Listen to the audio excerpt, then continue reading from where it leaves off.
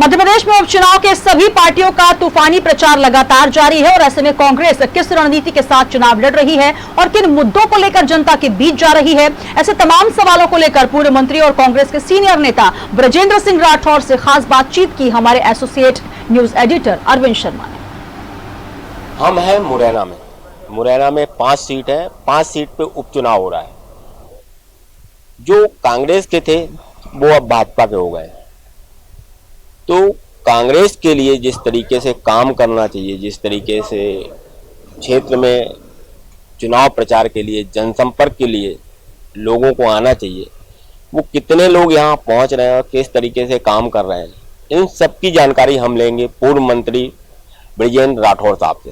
ब्रजेंद्र जी, जिस तरीके से हम देख रहे हैं कि यहाँ पे 5 चुनाव हैं, तो क्या आप मानते हैं कि आपकी जो टीम है वो किस तरीके से काम कर रही है?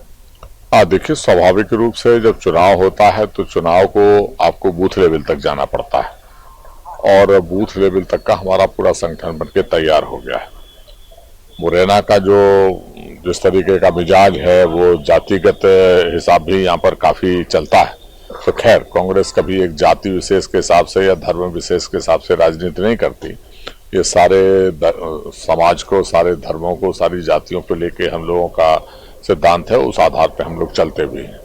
तो उसी आधार पे जो हमारे सेक्टर प्रभारी हैं, जो पेज प्रभारी हैं, जो मंडलम वाले हैं या ब्लॉक वाले हैं, सबको जवाबदारियां दी गई हैं और अपने अपने इलाके में बखूबी वो लोग काम कर रहे हैं।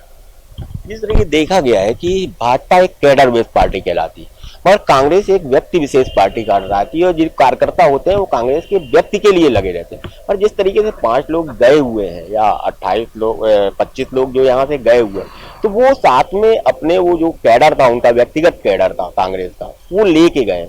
उस समय संगठन को खड़ा करना और संगठन के साथ चुनाव में जाना, तो कितनी दुश्वारियां हैं उसमें? देखिए, भारतीय जनता पार्टी एक कैडर बेस्ड पार्टी हुआ करती थी, इसमें कोई दो राय नहीं। लेकिन आज हम बात करें तो भारतीय जनता पार्टी है ही नहीं। अब तो वही लोग हैं जो कांग्रेस से गए और वहां पर चुनाव लड़ रहे हैं।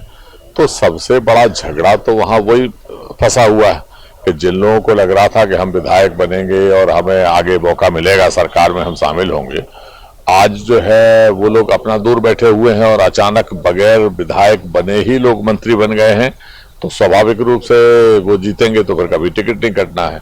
तो उनमें अब भारतीय जनता पार्टी में 2 तरीके की लड़ाई चल रही है। एक तो जो है वो बीजेपी के जो ओरिजिनल कार्यकर्ता हैं, दूसरे भारतीय जनता पार्टी के जो कार्यकर्ता हैं, और दोनों को पता है कि सीधे सीधे जो है ये डायरेक्ट चूंकि पद के ऊपर आए हैं, इसलिए उनमें आपस में प्रतिद्वंदता है और लोग उसकी वजह से उनसे नाराज हैं। दूसरा, जो कमलनाथ जी ने 1.5 साल के अंदर काम किया था, और एक बार नहीं कई बार उन्होंने भी कहा, हम लोग भी कहते हैं कि अगर हिम्मत है भारतीय जनता पार्टी में तो 1.5 साल बनाम 15 साल आमने सामने बहस करें। लेकिन वो हिम्मत उनकी नहीं पड़ती है बहस करने की। वो केवल नए नए मुद्दे ढूंढना चाहते हैं, कोई भी बात पकड़ में आए उसको आगे बढ़ना चाहते हैं। और उनकी बौखलाहट स्पष्ट रूप से आप भी देखेंगे, जिस तरीके की बयानबाजी खुले आम उनके मंत्री कर रहे हैं, धमकाने वाले बयान दे रहे हैं या उटपटांग वातावरण कर रहे हैं, ये अपने आप में इस बात से प्रमाणित हो रही है कि कहीं ना कहीं ये जबरदस्त उनको दिमाग में घुस गई है कि हार सामने दिख रही है और उसी के परिणाम से वो बौखलाहट में इस तरीके की बयानबाजी कर रहे हैं। ब्रजेंद्र जी, एक महिला के खिलाफ जिस तरीके से कहा जा रहा है कि एक बयान कमलनाथ ने दिया मंच से, मगर उस बयान को कम से कम 1000 बार भाजपा के लोग दोहरा रहे हैं, तो क्या उस समय उस महिला का अनादर नहीं हो रहा जब वो बयान बार बार दोहराया जा रहा है और उसको बार बार घसीटा जा रहा है? तो आप क्या मानते हैं ये जो तरीका है भाजपा जो यूज कर रही है इस बयान को, तो क्या उचित है? देखिए, मैं अगर अन्यथा नहीं ले तो मैं कड़वी बात बोलूं, उसमें भारतीय जनता पार्टी तो जो है ठीक है कहीं ना कहीं, लेकिन आप लोगों से भी मैं कहना चाहता हूं कि एक बात को लेके 5 दिन तक डिबेट हर चैनल के ऊपर चल रही है, वहां वो डिबेट चल रही है, लेकिन वही महिला जब किसी के चरणों में पड़ी हुई है और उसका जो है वो डिबेट नहीं हो रही है, तो या वहां क्या उसका सम्मान हो रहा है?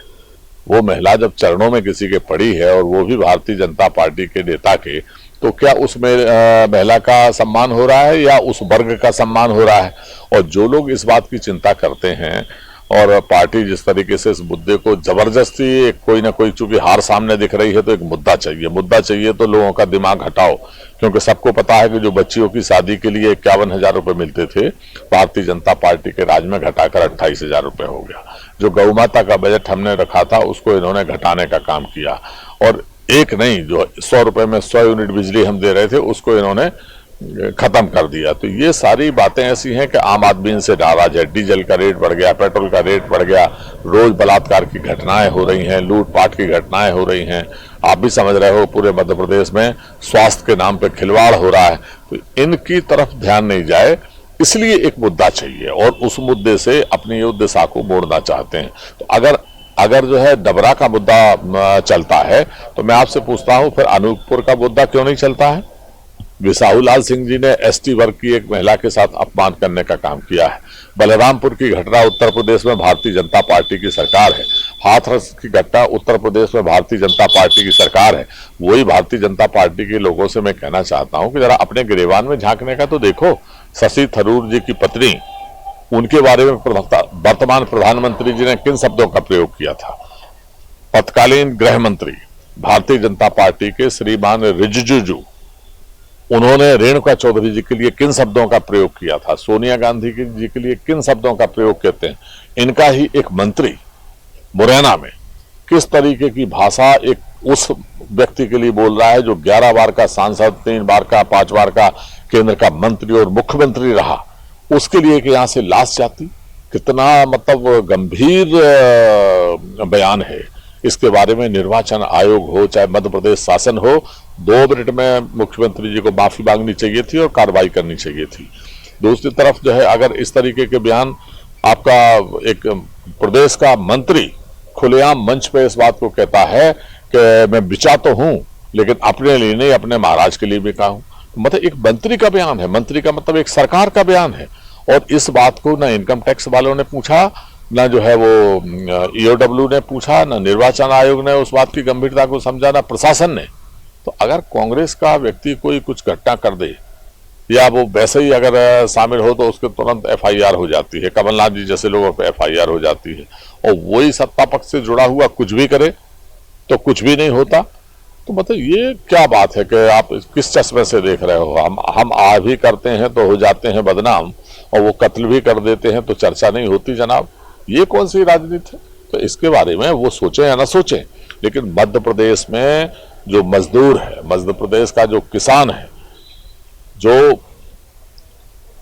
लुट पिट रहा है, वो इस बारे में सोच रहा है। अन्य वर्ग के जो लोग हैं, जो हमारी माँ बहनें हैं, जिन भांजियों की शादी के रुपए घटा दिए गए, वो सब इस पर सोच रहे हैं और इस तमाशे को देख रहे हैं कि ये जो मुद्दा बनाने की राजनीति हो रही है और जबरदस्ती राजनीति करने की बात हो रही है, लोग ऐसे लोगों को माफ करने वाले नहीं हैं। और जब 10 तारीख को परिणाम आएंगे तो आप देखिएगा चौंकाने वाले परिणाम। इसी में एक बयान अभी राहुल गांधी जी का है। राहुल गांधी ने साफ शब्दों में कहा है कि कमलनाथ जी ने यदि ऐसा बयान दिया है तो उनको माफी मांगनी चाहिए। दूसरी बात, चुनाव आयोग ने भी एक नोटिस जारी किया है। तो क्या आप सहमत हैं राहुल गांधी के बात से कि उनको माफी मांगनी चाहिए? देखिए, राहुल गांधी जी को कम्युनिकेशन गैप को उनको क्या जानकारी मिली? उन्होंने तो एक वैसे सहज भाव कहा कि अगर ऐसा है तो फिर उसको स्वीकार करना चाहिए। लेकिन मैं आपसे पूछता हूं कि पहली बात तो उन्होंने अपनी तरफ से ही इस बात को कह दिया कि मेरी भावना किसी का असम्मान करने की नहीं है, लेकिन उसके बावजूद भी अगर किसी को लगता है तो मैं खेद प्रकट करता हूं। आप मतलब आप पौराणिक स्थिति से चले जाओ तो इससे बड़ी बात होती क्या है? आज हम वर्तमान में बात करें, महात्मा गांधी जी ने यही कहा कि क्षमादान से बड़ा कोई दान होता नहीं। तो जब आदमी उस पर खेद प्रकट कर दिया तो इसके बाद फिर राजनीति की गुंजाइश रह कहां जाती है? लेकिन सवाल है ही नहीं वो। सवाल तो मुद्दों से भटकाने का है। सवाल तो अपनी राजनीति के लिए एक कोई ना कोई नई बात चाहिए कि हमारी कमजोरियां छुप जाएं और इस मुद्दे को लेकर हम आगे बढ़ जाएं। लेकिन वो लोग जो ऐसा कर रहे हैं वो ये भूल रहे हैं कि अब जमाना पुराना नहीं रहा, अब सोशल मीडिया का जमाना है।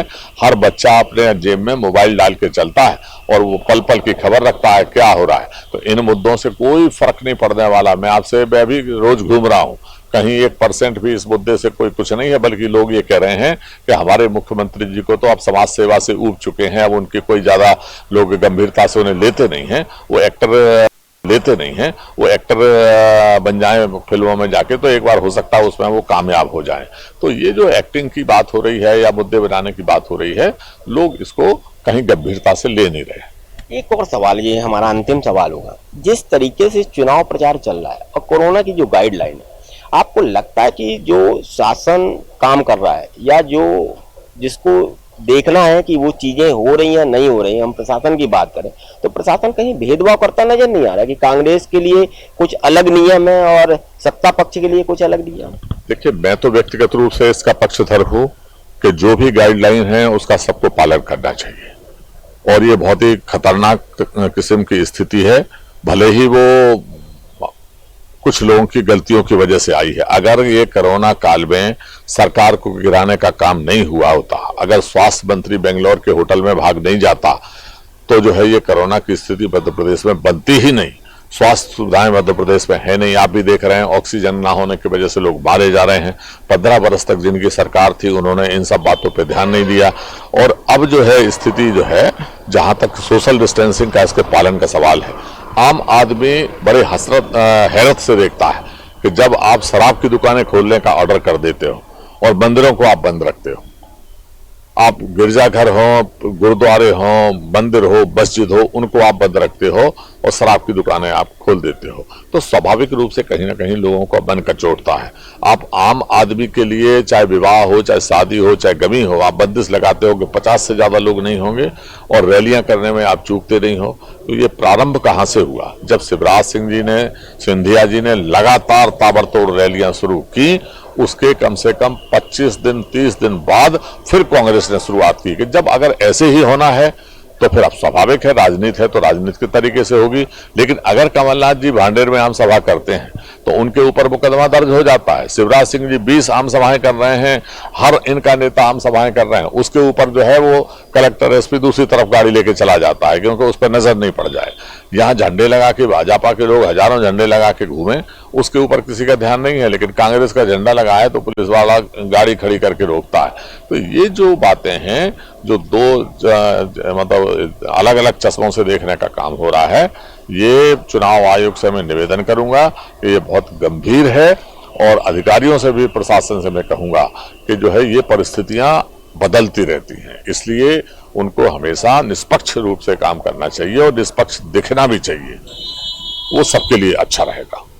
तो आपने देखा बृजेंद्र सिंह राठौड़ जी का कहना है कि जो चीजें हो रही हैं, जो उपचुनाव है, उपचुनाव में जिस तरीके से प्रशासन को काम करना चाहिए वो प्रशासन काम नहीं करता है। प्रशासन दो चश्मे से देखता है, एक चश्मा कांग्रेस के लिए, एक चश्मा बीजेपी के लिए।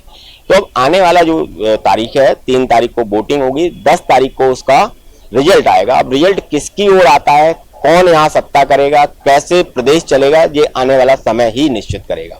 साजेब के साथ अरविंद शर्मा, न्यूज वर्ल्ड, मुरैना।